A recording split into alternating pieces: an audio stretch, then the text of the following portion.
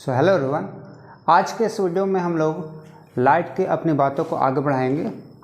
सो चलिए शुरू कर लेते हैं। अगर हम बात करें साउंड की, साउंड क्या है? साउंड एक प्रकार की एनर्जी है और चाहे कोई भी एनर्जी हो वो हमेशा वेव के फॉर्म में क्या करती है? ट्रैवल करती है। ठीक है, तो अगर हम साउंड एनर्जी की यहाँ पर बात कर रहे हैं तो मान लेते हैं कि एक कमरे में दो लोग हैं, दोनों लोग आपस में बात कर रहे हैं। ठीक है, अब दोनों लोग जब अपने बात कर रहे हैं तो एक व्यक्ति दूसरे व्यक्ति के आवाज़ को क्या कर रहा होगा? सुन रहा होगा। ऐसा क्यों कर पा रहा है? क्यों आवाज़ को सुन पा रहा है? क्योंकि इस कमरे में एयर थी, यानी कि एयर थी। एयर के जरिए साउंड ट्रैवल करके उसके कान तक पहुंच रही थी और जिस वजह से वो सुन पा रहा था।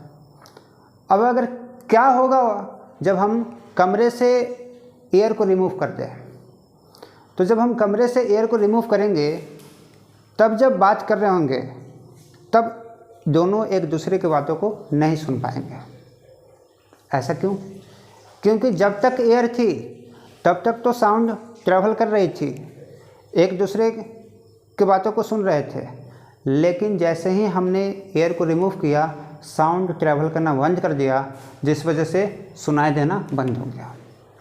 तो यानी कि हम कह सकते हैं साउंड एक ऐसा प्रकार का एनर्जी है जिसको ट्रैवल करने के लिए किसी मीडियम की ज़रूरत पड़ती है। एयर क्या था? यहाँ पर एक मीडियम था, तो इसको एक जगह से दूसरी जगह जाने के लिए, ट्रैवल करने के लिए किसी मीडियम की ज़रूरत पड़ती है। ठीक है, तो ये हमने देखा कि साउंड एक ऐसी एनर्जी है जिसको आपको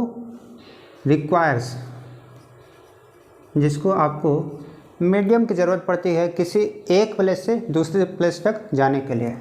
रिक्वायर्स मीडियम टू ट्रैवल। ठीक है,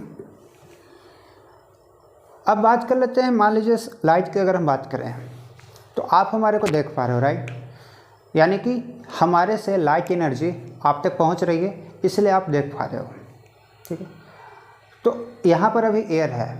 अब क्या होगा अगर हम यहाँ के एयर को वापस से रिमूव करते हैं तब?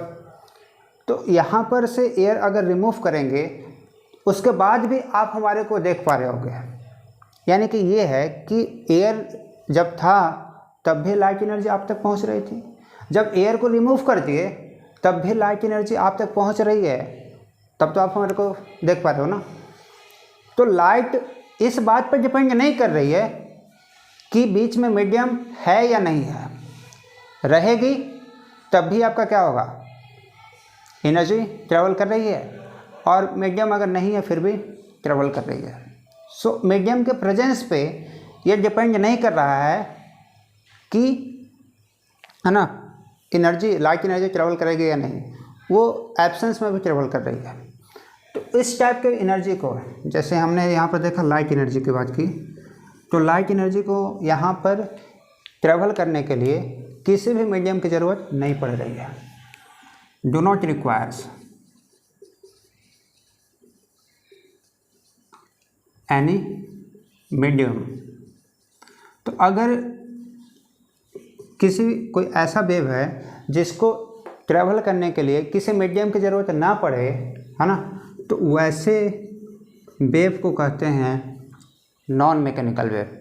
और एक दूसरा टाइप हो गया एक ऐसा वेव जिसको ट्रैवल करने के लिए किसी न किसी एक मीडियम की ज़रूरत पड़ती है, तो वैसे वेव को कहते हैं मैकेनिकल वेव। आपने नाम सुना होगा।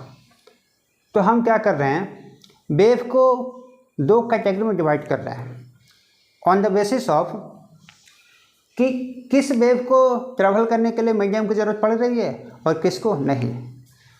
सो अगर हम यहाँ पर लिखें वेव का क्लासिफिकेशन, है ना, किस बेसिस पे? On the basis of medium requirement. Medium requirement के बेसिस पर अगर हम वेव का क्लासिफिकेशन करें तो हमारे को दो टाइप्स मिलते हैं, है ना। एक वेव को बोलते हैं मैकेनिकल वेव। मैकेनिकल वेव में वैसे वेव आ जाएंगे जिसको किसी मीडियम की ज़रूरत नहीं पड़ती है, लेकिन इसमें किसी भी मीडियम की ज़रूरत नहीं पड़ती है, तो इसको बोलते हैं हम लोग non mechanical wave, non mechanical wave. ठीक, कभी कभी हम लोग मैकेनिकल वेव का इलास्टिक वेव के नाम से भी इसको हम जानते हैं, है ना। सो मैकेनिकल वेव या फिर इलास्टिक वेव ऐसी वेव हो गई जिसको ट्रैवल करने के लिए किसी एक मीडियम की ज़रूरत पड़ेगी, है ना। और अगर कोई ऐसा है वेव जिसको किसी भी मीडियम की ज़रूरत नहीं पड़ेगी, उसको क्या बोल रहे हैं, नॉन मैकेनिकल।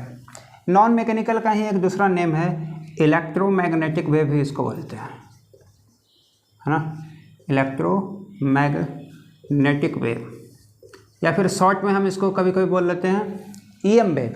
ईएम मतलब इलेक्ट्रोमैग्नेटिक वेव, या फिर इसी को कहते हैं नॉन मैकेनिकल वेव। ठीक है, ओके, यहाँ तक तो क्लियर है। तो इसका एग्जाम्पल में क्या हो गया, मैकेनिकल वेव के एग्जाम्पल में हो गया साउंड वेव, और लाइट किसके एग्जाम्पल में आ गया, नॉन मैकेनिकल वेव में।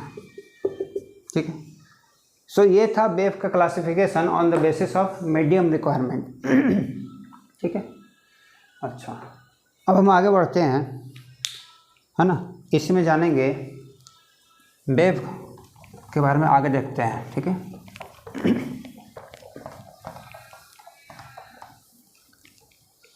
मान लीजिए कोई एक एनर्जी है, ठीक है, वो एनर्जी कुछ इस डायरेक्शन में ट्रेवल कर रही है in the form of wave, है ना, in the form of wave, इस तरीके से।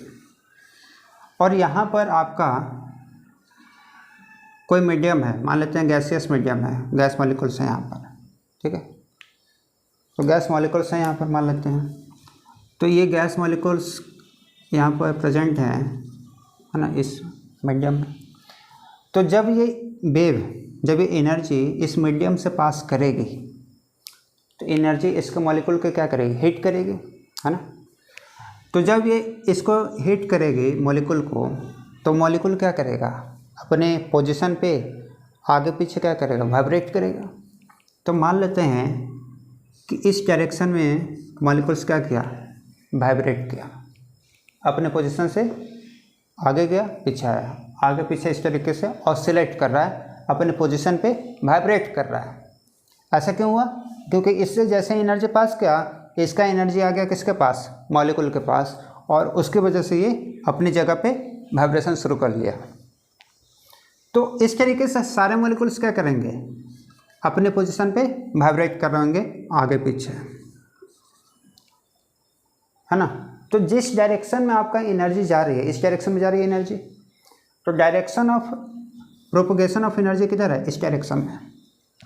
और मॉलिक्यूल्स भी वाइब्रेट किस डायरेक्शन में कर रहे हैं, इसी डायरेक्शन में, जिस डायरेक्शन में एनर्जी ट्रैवल कर रही है ना। तो सारे मॉलिक्यूल्स जो वाइब्रेट कर रहे हैं वो उसी डायरेक्शन में कर रहे हैं जिस डायरेक्शन में एनर्जी मूव कर रही है।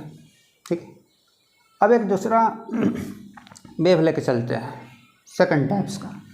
एक ऐसा वेव है ना, जो किसी गैसियस मॉलिक्यूल से या फिर कोई दूसरा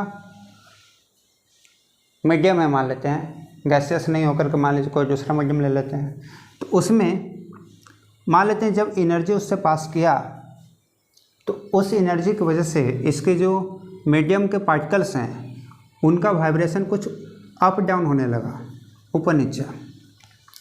ये इनका ओरिजिनल पोजीशन था, अपने ओरिजिनल पोजीशन से ऊपर जा रहा है, फिर नीचे आ रहा है, ऊपर जा रहा है, नीचे आ रहा है। इस तरीके से हर पार्टिकल्स ऊपर नीचे अपने पोजीशन पे क्या कर रहे हैं, वाइब्रेट कर रहे हैं, ऊपर नीचे। तो पार्टिकल्स का वाइब्रेशन है अप डाउन, ऊपर नीचे, वर्टिकल, लेकिन एनर्जी किधर मूव कर रही है, इस डायरेक्शन में, हॉरिजॉन्टल। तो हम देख रहे हैं कि यहाँ पर एनर्जी का डायरेक्शन ऑफ मोशन हॉरिजॉन्टल है, और पार्टिकल का जो वाइब्रेशन का डायरेक्शन वो क्या है, वर्टिकल है। यानी कि ये दोनों आपस में क्या है, कह सकते हैं परपेंडिकुलर है। ठीक है, तो यहाँ पर हमने दो प्रकार के वेव के बारे में देखा। एक ऐसा वेव है जो किसी मीडियम से पास करने पर उस मीडियम के पार्टिकल को अपने ही डायरेक्शन में क्या कर रहे हैं, ऑसिलेट करवा रहे हैं। तो इस टाइप के वेव को बोलते हैं लॉन्गिट्यूडिनल वेव। ठीक है, तो लॉन्गिट्यूडिनल वेव को अगर हम बोले डिफाइन करें, क्या बोलते हैं, एक ऐसा वेव जो किसी मीडियम से अगर पास करे तो उस मीडियम के पार्टिकल्स को अपने ही डायरेक्शन में क्या करवाते हैं, ऑसिलेट करवाए, तो वैसे मीडियम को कहते हैं, वैसे वेव को कहते हैं लॉन्गिट्यूडिनल वेव। ठीक। और एक दूसरा प्रकार का वेव है जिसमें क्या किया, एनर्जी जिस डायरेक्शन में जा रही है उसके परपेंडिकुलर डायरेक्शन में क्या कर रहे हैं, पार्टिकल्स ऑसिलेट कर रहे हैं अपनी जगह पे। ठीक है, तो इस टाइप के वेव को कहते हैं हम लोग ट्रांसवर्स वेव, है ना, ट्रांसवर्स वेव। इसका कुछ एग्जांपल मान के चल लेते हैं।